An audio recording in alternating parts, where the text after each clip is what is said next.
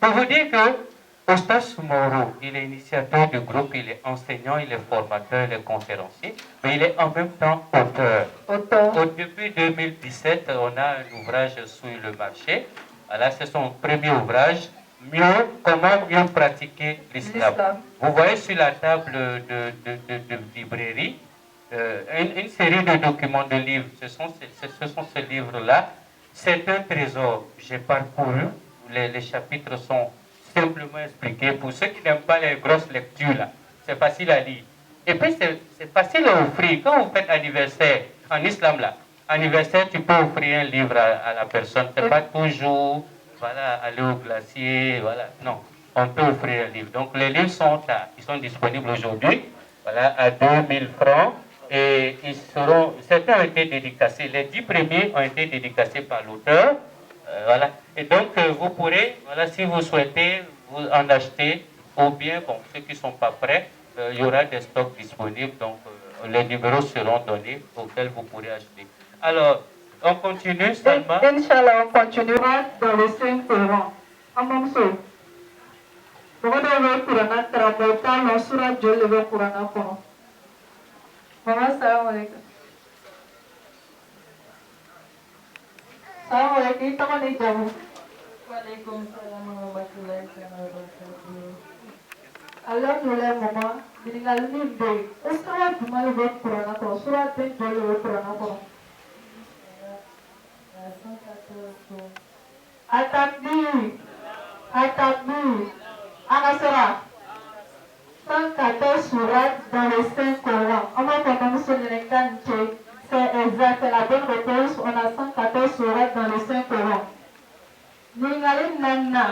Salma, oui. Je pense qu'on va arrêter la séquence, suspendre, d'accord, pour permettre à la troisième intervention de se tenir. Inch'Allah. Et après, on aura vraiment la latitude. Je crois, à mon humble avis, Salma, tu es d'accord avec moi?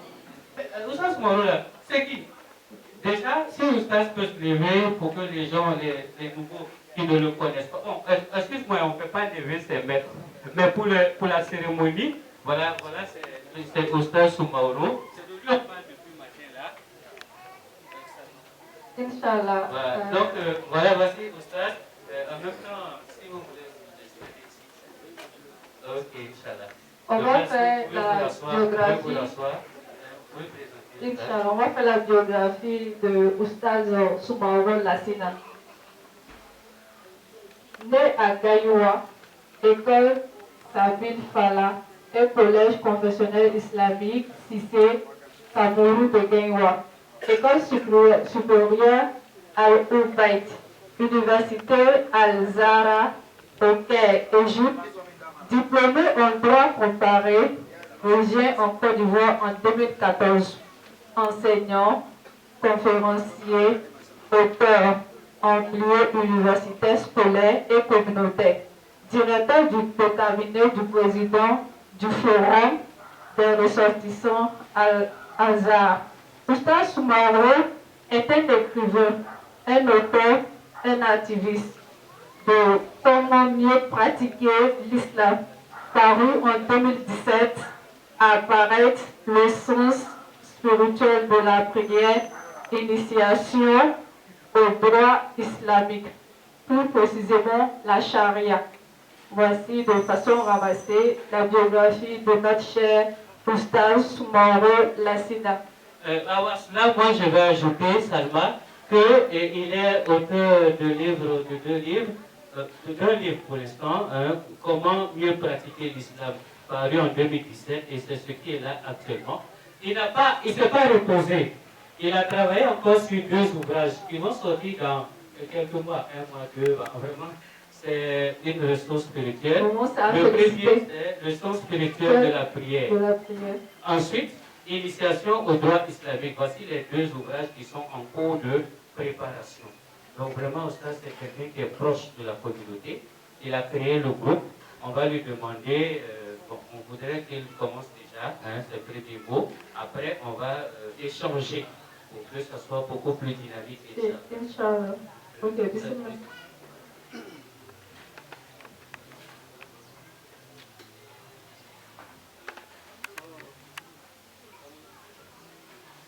أعوذ بالله من الشيطان الرجيم بسم الله الرحمن الرحيم الحمد لله رب العالمين اللهم صل وسلم وزد وبارك على سيدنا محمد وعلى سيدنا محمد وسلم. Chers frères, chères sœurs, assalamu alaikum wa rahmatullahi ta'ala wa barakatuh. Comme l'a dit mon Oustad Konaté, quelqu'un qui est très heureux, si vous lui demandez des paroles, ça serait très compliqué. Pour moi, ici, ce matin, parler, c'est vraiment compliqué parce que je suis entouré de par mes oustas. Je vais nommer Oustad Ouattara, Oustad Konaté et bien d'autres services, Oustad Diabati, etc. Et aussi avec mes frères qui sont venus massivement me soutenir. Je vais parler des sortants de El Hazar. J'ai devant moi Oustad Fadé qui est venu spécialement de Saint-Fa pour venir participer à cette cérémonie. Et aussi Oustad Diara et mon petit, c'est mon esclave. Vous savez que les Keïtas sont les esclaves des Soumarons. Cela est connu déjà dans l'histoire aussi, Inch'Allah. Donc aussi j'ai mon oncle, Oustad Sanogo, avec qui nous avons voyagé ensemble, le même vol. Et Dieu merci, quand on est arrivé encore en Égypte, on était dans la même chambre et nous avons fait les études ensemble. Et aujourd'hui, il a fait l'effort, malgré tout son programme, pour être ici avec nous. Et aussi, je remercie les AM6, anciens comme nouveaux, qui sont là. Je l'ai dit, mon chimo, qu'on a nommé, comment dirais-je, Basoma, qui a tout fait avec moi, aussi que le frère Bonati. Vraiment, je ne peux pas nommer tout le monde, donc tous les AM6, je vous remercie. Je remercie aussi ma communauté, Paillet-Toi, qui est représenté ici même par le président et notre docteur infatigable. Même à 23h, il faut la télé. Il est en tout cas disponible pour nous, il faut le dire, qu'à la mettre la baraka dans son travail, ainsi que mon voisin direct Doumbia, Mustafa, qui est là. Je vais terminer les remerciements aussi avec quelqu'un de très particulier qui est ici aujourd'hui, c'est Tonton Yakou. Tout ce que je peux dire à son endroit, c'est de lui dire merci. Oui. J'ai là aux yeux parce que Dieu nous aide, Inch'Allah. C'est l'homme qui a fait mon premier passeport. Lorsqu'il a su que j'avais eu, comment dirais-je, une bourse pour le Maroc, et la bourse n'a pas tenu comme nous le savons, la bourse a été détournée, mais il ne s'est pas lassé. Il m'a toujours soutenu, même étant à l'aventure à l'Égypte. Vraiment, je le remercie. Aujourd'hui, c'était difficile qu'il soit là parce qu'il m'a appelé hier. Il dit, mon fils, il y a eu un dessert, je dois aller là-bas, mais vraiment je ferai tout, même si c'est 15 minutes, je vais le faire avec vous. Donc il est présent, donc je lui dis merci. Je dis aussi merci à Maman Massorona, que j'ai connue depuis 2000. Depuis 2000. Même étant en Égypte, il continuait de m'appeler. Il faut imaginer, ça fait maintenant 22 ans. Donc c'est pas 22 ans de fidélité. C'est pas vraiment 2 ans. Et je remercie aussi M. Fatiga, que je connais, ça vous met pas bien 1 an, mais qui est vraiment toujours avec moi, et les frères de groupe scolaire, Guinée. Bref, je remercie tout le monde.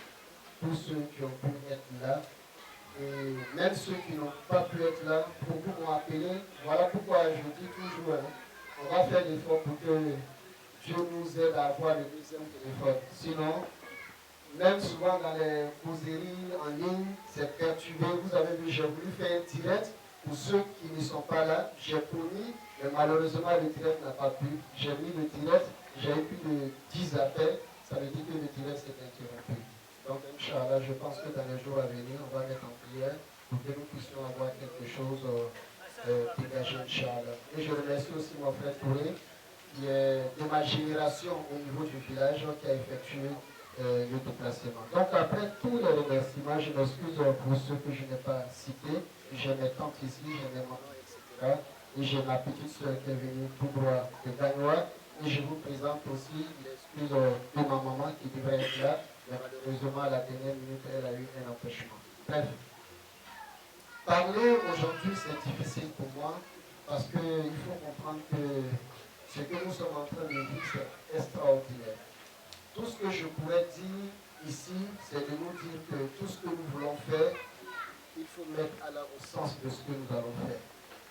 Quand Dieu est au centre de ce que tu fais comme action, alhamdoulilah, ce dont tu ne t'attends pas, Dieu va t'aider jusqu'à ce que tu arrives là-bas. Et pour l'historique de ce groupe de façon particulière, il faut savoir que depuis mon enfance, j'ai toujours aimé partager ma connaissance.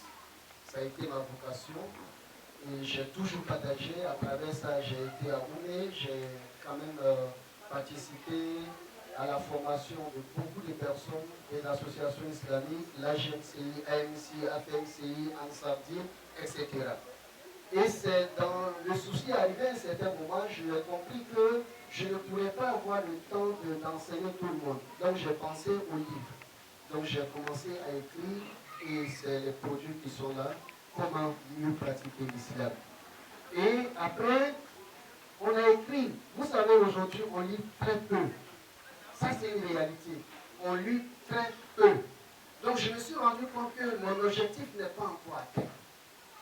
Le livre est là, mais même ceux qui payent, combien lisent. Pourtant, moi, mon problème est que je vais transmettre ce que je connais. Dans un premier temps, je me suis inscrit sur WhatsApp. Vous savez que dans le temps, WhatsApp, on pouvait envoyer même 30 messages, 50 messages en même temps. À toutes les occasions islamiques, je faisais des enregistrements et j'envoyais aux gens. Ça veut dire de façon dispersée, parce qu'il n'y avait pas encore de groupe. À chaque occasion, je fais et je partage. Et il y a une fois, j'ai une soeur qui est en France, elle m'a appelé comme ça, elle dit Oustad, mais le mois de Ramadan arrive, cette année-là, il ne faut pas nous oublier. Parce que quand tu partages, moi à mon niveau, je partage dans des groupes en France ici. Et donc, les gens suivent. Déjà, le mois de Ramadan n'est même pas encore venu, mais les gens sont en train de me demander, est-ce que ton Oustad, là, ton frère, est-ce qu'il va faire cette année encore pour partager? Je dis, ah ma soeur, c'est compliqué. Hein? Parce que les téléphones que j'ai actuellement là, c'est capé. Ça ne peut pas bien faire les enregistrements, les audios, ça crache. Mais comme Dieu sait faire ces choses, avec cette sincérité, j'ai rendu visite à mon petit frère, qui est même ici. Et le même jour, il y a une maman qui m'a appelé. Elle m'a demandé une jurisprudence. J'ai fait l'enregistrement de la jurisprudence, j'ai partagé à la maman et j'ai partagé à tout le monde comme je le fais d'habitude. Et parmi ceux qui ont écouté, j'ai mon petit frère, il veut écouter, il voit que le son n'est pas du tout bon. J'ai dit, ah, vraiment c'est ça, c'est le téléphone qui commence à déconner, donc vraiment je veux le faire, mais malheureusement. Et je lui dis merci ici aujourd'hui. Il m'a dit, votre grand frère, ce n'est pas un problème. Tout de suite, il est parti, il a pris un téléphone pour moi et il m'a offert. Alors, nous donne la porte. La réaction et qu'il lui apporte le mérite. Donc, c'est ainsi que j'ai échangé avec la sœur et elle m'a dit comme ça, Oustad, tu peux faire un groupe. Pourquoi pas? Le temps de partager un à un aujourd'hui avec les partages à ces 5 personnes. Chaque 5 personnes, tu dois renouveler. Moi, je pense qu'avec ce que tu donnes comme enseignement, tu peux faire un groupe. Comme ça, dans le groupe là, s'ils sont 100, ils sont 200, avec un seul partage, tout le monde a déjà, comment dirais-je, l'enseignement que tu souhaiterais. Donc voilà comment nous avons créé ce groupe-là qui est mieux comprendre l'islam. Et lorsque nous avons créé le groupe, dans un premier temps, c'était le mois de Shaban passé, comme la sœur l'a dit dans son discours, on avait d'abord laissé libre tous ceux qui sont dans le groupe. Si tu as une question, tu poses ta question. On essaie, on répond à ta question. Après, quelqu'un d'autre pose la question. Donc, on a vu à un certain moment, j'étais débordé au fait. À chaque fois, j'ai des questions qui viennent comme ça. Donc, j'ai contacté la sœur Sissoko que je tiens vraiment à remercier. J'ai appelé la sœur, j'ai dit, la sœur, vraiment, j'ai un travail là, je ne peux pas le faire seul, mais j'ai besoin de toi parce que je compte sur toi. Elle dit, hé, Alucine, tu vas me mettre en quoi? Je ne sais pas parler dans le public. Je dis ça là, c'est pas dans le public. Tu es chez toi à la maison, tu fais, tu balances. Donc voilà pour organiser le groupe, voilà ce que vous devez faire. Donc on a eu des répliques. Donc on a commencé, on dit bon d'accord, les questions c'est plus tous les jours. Chaque 2 samedis, on a questions-réponses. Chacun va se connecter. Mais là aussi il faut réfléchir. Comment ça va arriver? Puisque sur le système de WhatsApp, quand on se connecte ensemble, Il n'y a que 7 personnes. À partir de 7 personnes, on ne peut plus faire une conférence. Donc c'est là que j'ai approché mon frère Meïté, qui est là, qui est le président des anciens M6 de Danois. Celui qui m'a dit, il dit on a plusieurs options. On a Zoom et nous avons aussi, comment on appelle, Google Meet. Parce que Zoom, on avait quand même un peu de difficulté, parce que moi, je voulais enregistrer pour pouvoir repartager encore. Donc, c'est là qu'il m'a dit que non, ce qui pourrait vous aider, c'est Google Meet, parce que nous aussi, il prend assez de personnes. Donc, voilà comment nous avons partagé cette idée. Et chaque 2 samedis, nous avons questions-réponses. Et chaque lundi, je donne un enseignement. On a commencé par la purification. Aujourd'hui, on est sur le jeûne. C'est-à-dire, on a fini la purification, on a fini la prière, et aujourd'hui, on est sur le jeûne. On va progressivement. Donc, j'invite tout le monde de suivre progressivement. Chaque lundi, on a un nouveau enseignement, et jeudi, on fait la révision de l'enseignement. Et chaque vendredi, on a des conseils, ou bien des débats, ou des bénédictions. Donc, les vendredis sont ainsi. Et sans oublier le côté spirituel. Chaque premier jeudi du mois lunaire, nous avons séance de zik collective. C'est-à-dire chacun se connecte, je balance le lien de Google Meet, chacun clique et on se voit, on fait le zik quand on finit. Oussaz Konati est toujours avec nous, il fait la bénédiction finale, ou bien souvent c'est maman, ma soeur et bien d'autres. Donc voilà comment on fonctionne. Donc on est resté dans ça. Chaque événement, on fait des publications. Et une fois j'étais là, très soucieux, j'ai d'abord contacté mon papa, tonton Lagin. Je lui ai dit, les 1 an approchent. Qu'est-ce qu'on pourrait faire? Est-ce que vous pouvez me donner, vous pouvez me faire des propositions?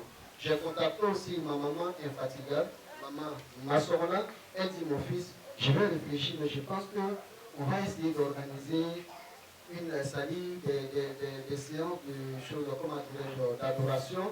Et puis j'ai toujours souhaité qu'on se retrouve physiquement, parce que c'est virtuel et on pense que c'est une occasion, nous allons faire ça. J'ai échangé aussi avec Konaté, lui m'a dit que mais Oussam, on peut faire Asafra 70 000 fois, là il est là 124 000 fois. Donc on va demander aux fidèles et tout le monde va participer et on va le faire. Il dit ok, donc voici ce que nous pourrions faire. J'ai pris, et maintenant le problème c'était la faisabilité. Donc on s'est donné des idées. J'ai dit que d'accord, on va lancer un appel. Pour ceux qui veulent participer, ils vont s'inscrire.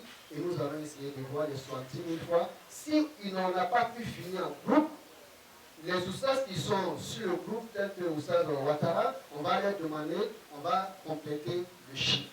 Mais voilà, je vous assure que j'ai eu la chair de poule. Quand j'ai lancé l'opération, après 1 semaine, ce jour, le docteur, c'est lui, c'est la première personne que j'ai croisée. Je me rends compte que la liste, on a atteint 100 personnes. Vous imaginez, en 1 mois, à sa fois 70 000 fois 100 personnes. C'est comme le même jour, on finit là. À 5 minutes, on a fini. Donc j'ai dit, docteur, ça là, j'ai un souci. Bon, on avait dit 70 000 fois à sa fois là. Ce qu'on va faire, on va multiplier à sa fois là par le nombre des messagers, comment dirais-je, des prophètes, qui est 124 000 fois.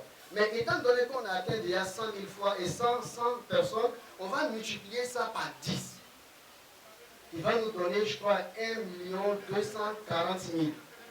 On dit, c'est ce qu'on va faire. Le jour où j'ai dit ça à maman, elle dit, mais comme j'ai dit, maman, ça va aller. Et avant même le début du cycle, on était à plus de 120 personnes. Aujourd'hui, où je vous parle, on a plus de 170 personnes qui ont participé à cette séance de cycle.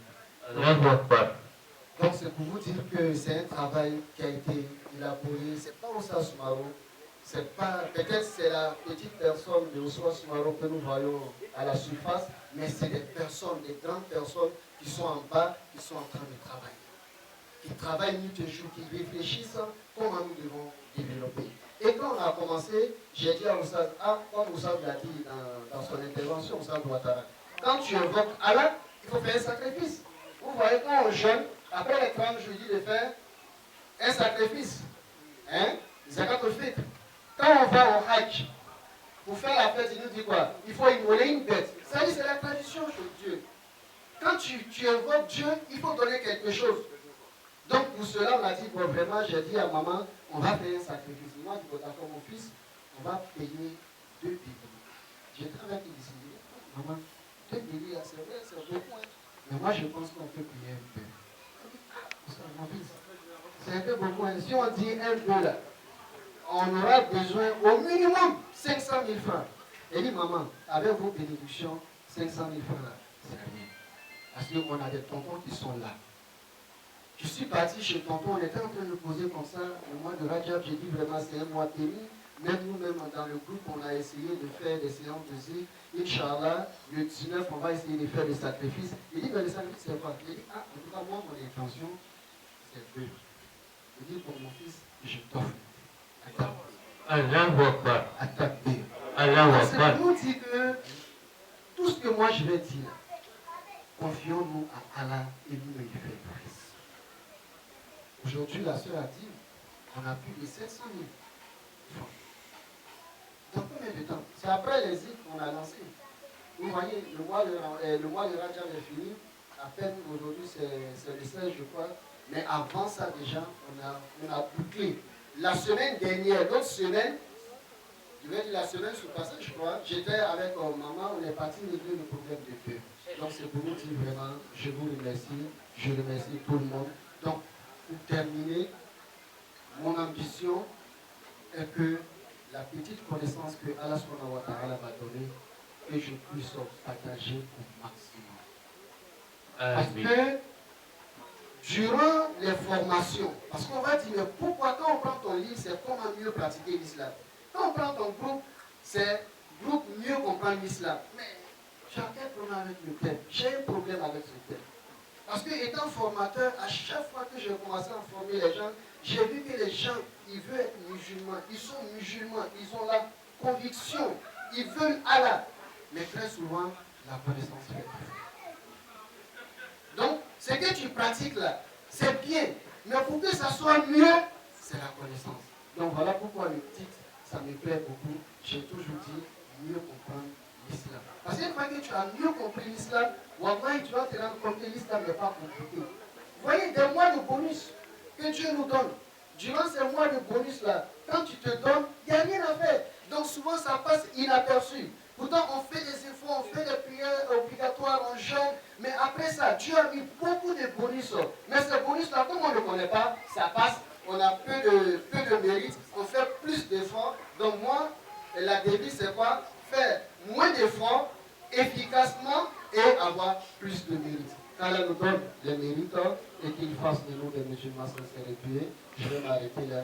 Assalamu alaikum wa rahmatullahi wa barakatuh. Wa alaikum salam wa rahmatullahi wa barakatuh. Ostaz, nous n'allons pas vous laisser comme ça.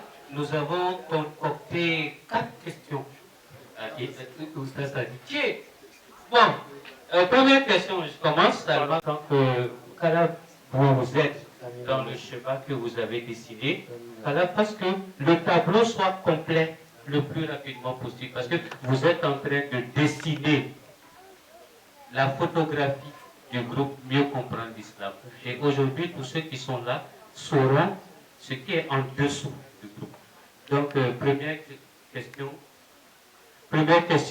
vous avez parlé de l'historique et de la mission assignée au groupe Mieux comprendre l'islam. Alors, moi, je voudrais savoir ce qui vous a déjà motivé, en bas de la motivation. Est-ce que vous avez remarqué que il y a un danger pour la communauté musulmane? Je touche le danger du doigt, le danger de l'immixtion, je vais dire l'intégration du shirk dans les pratiques religieuses, parce que c'est quelque chose de subtil. Sur WhatsApp, 1, 2, 3, faut partager, sinon tu auras un malheur. Je crois que nos interventions, ma première question c'était sur ça. Et tout ça a bien répondu dans le groupe. Et ça a motivé d'autres personnes à poser des questions. On dit si tu ne partages pas, tu auras un malheur. À 8 personnes, à 20 personnes. Si tu partages, tu auras un bonheur. Islamiquement, est-ce que c'était correct? Donc vraiment, Oustaz, est-ce que vous avez eu peur que la communauté soit égarée? Et puis, enfin, on dirait que ce n'est pas pour les... C'est pas Tidjanite, hein, c'est pas un groupe Tidjanite, c'est ouvert à tout le monde. Voilà. Est-ce que vous avez peur pour la communauté? Donc, dites devant tout le monde, qu'est-ce qui vous a motivé à rejoindre les gens sur WhatsApp?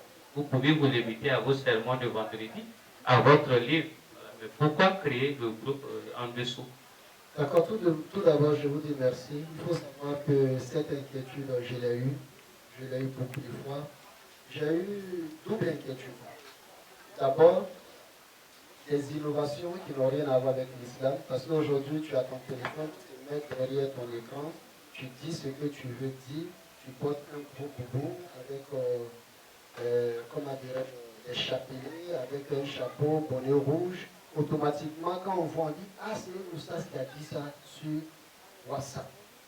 Donc, c'est un danger. Il faut essayer de s'attaquer à ces dangers-là, en expliquant correctement la réalité de l'islam. Et le deuxième danger, c'était quoi? Les enseignements judicieux que nos parents nous ont laissés, nos papas. Je dis toujours, nos papas, c'était des érudites. Il faut le reconnaître. La nouvelle génération, nous devons reconnaître ça. C'est vrai, on va dire, ils n'ont pas mémorisé le Coran, ils ne connaissaient même pas 5 hadiths, peut-être même dans la jurisprudence, ils n'étaient pas calés, mais il avait la connaissance. Ne n'oublions pas, surtout nous qui avons étudié. Dieu dit quoi? Il dit, si vous avez sa crainte, il vous donne la rythme. La rythme, c'est au-delà du savoir, en fait. C'est-à-dire, vous avez l'inspiration divine. Donc, il y a des choses aujourd'hui qui étaient laissées. Par exemple, le mois de Rajab, ils vont te dire non. Est-ce qu'il y a une hadith où le prophète a dit il faut faire tel zikr le mois de Rajab? Il ne va pas te dire ça. Dieu même t'a dit.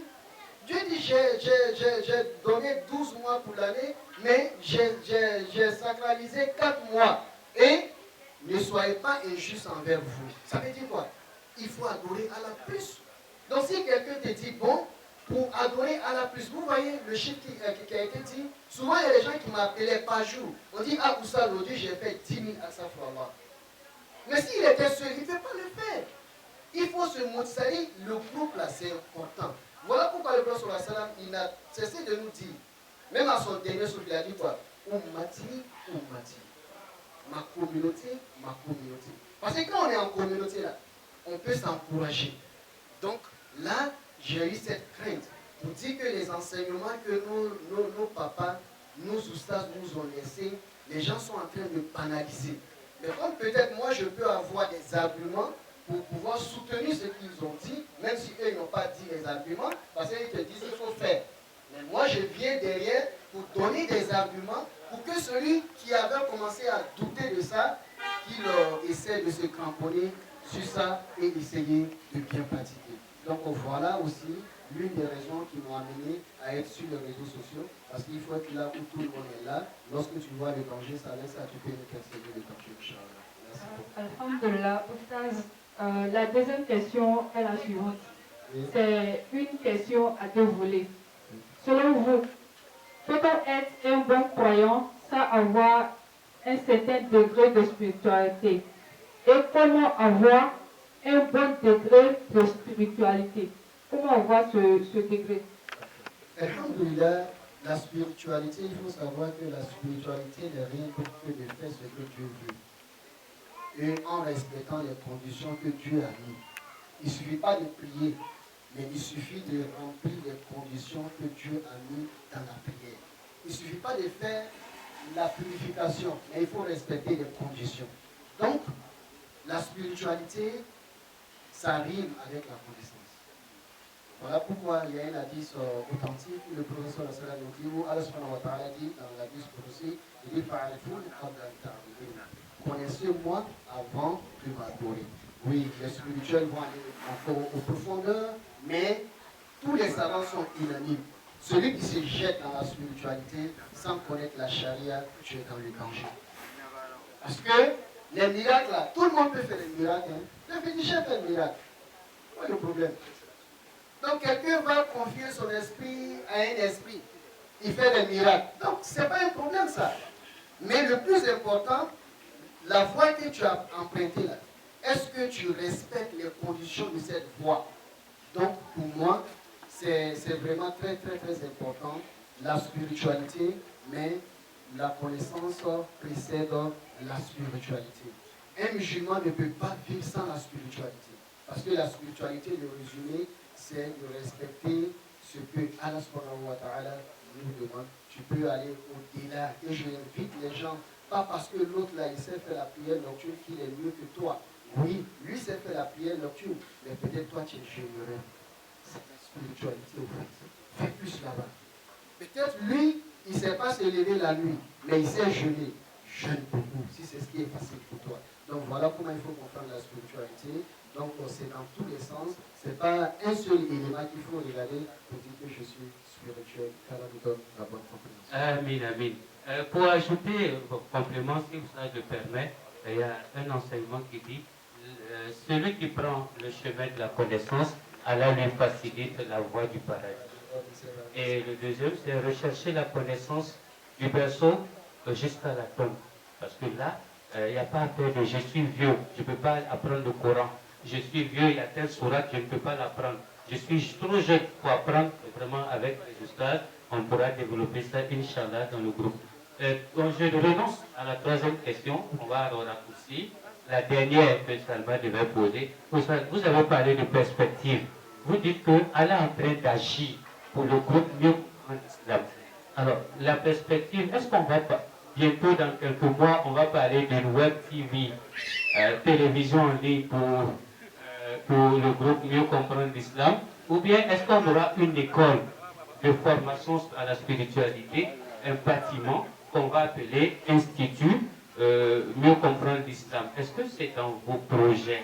Comme ça, tout le groupe, les 300 personnes qui sont dans le groupe là, comme ajouter aux nouveaux qui vont entrer, Inch'Allah, on va faire des doigts pour que Allah facilite cela.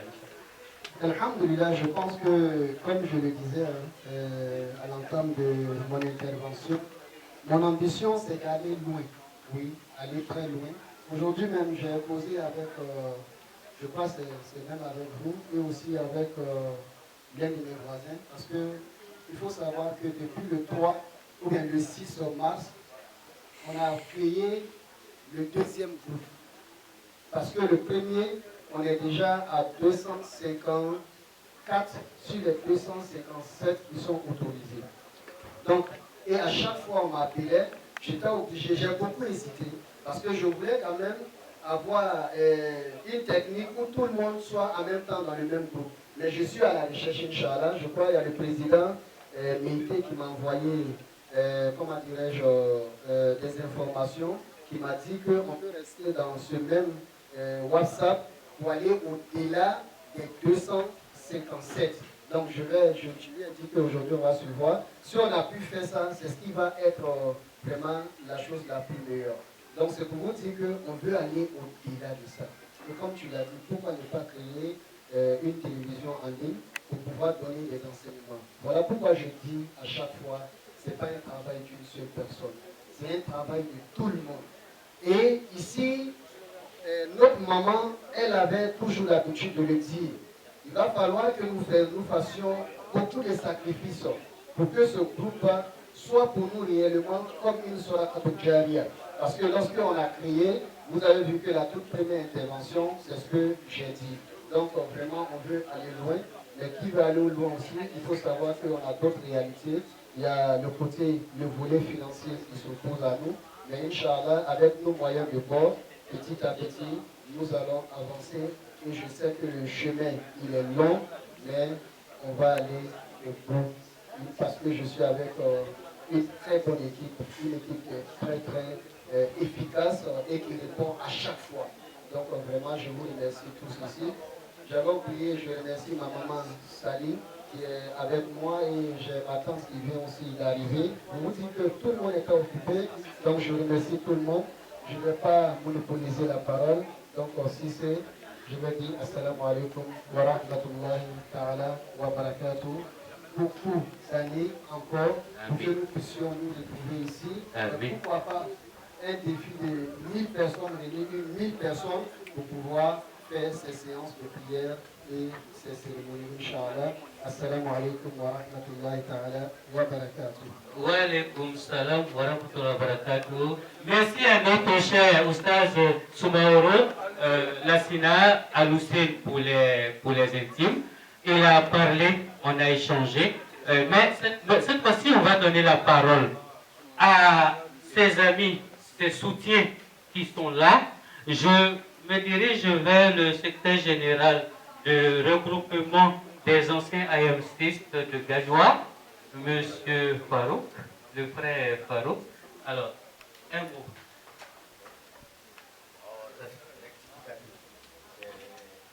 Le vice-président. أعوذ بالله من الشيطان الرجيم بسم الله الرحمن الرحيم اللهم صل وسلم على سيدنا محمد وعلى آله بالله صلاة سلاما دائما بدوام الملك الله ربي اشرح لي صدري ويسر لي أمري واحلل عقدة من لساني يفقهوا قولي. Doraba au côté.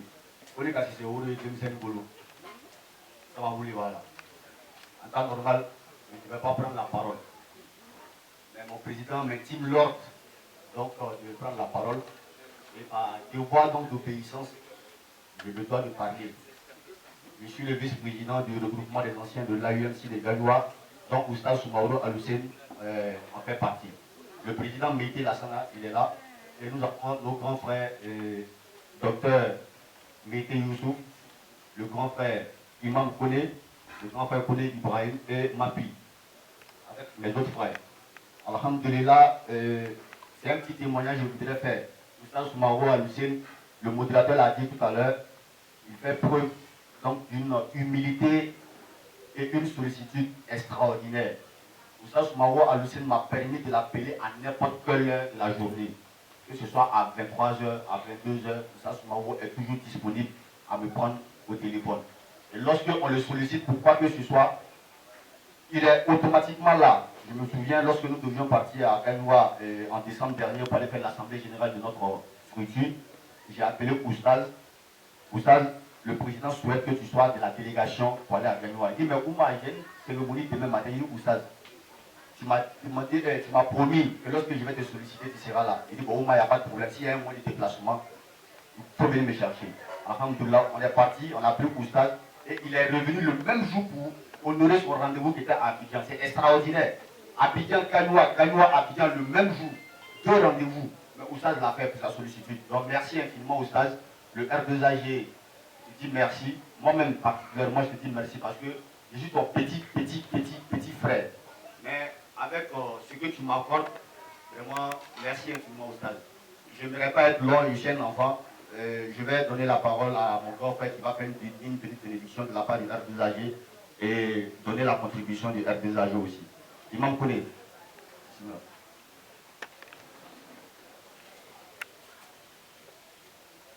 Alhamdulillahi Rabbil Alamin. Sama salatu wassalamu ala Rasulillah. Ambe defo. Selama ya kafoli la. Bade ya kafoli la. Ambe yoro minani. Ambe Al-Hussein Soumaoro. Sababu lele ko pela jenina. Yoro ko. Mawakili lele sama fara. Jama bɛ diɲɛ ka bɔ so et puis bɛɛ b'a nafa sɔrɔ an ka ɲɔgɔn sɔrɔ yan bi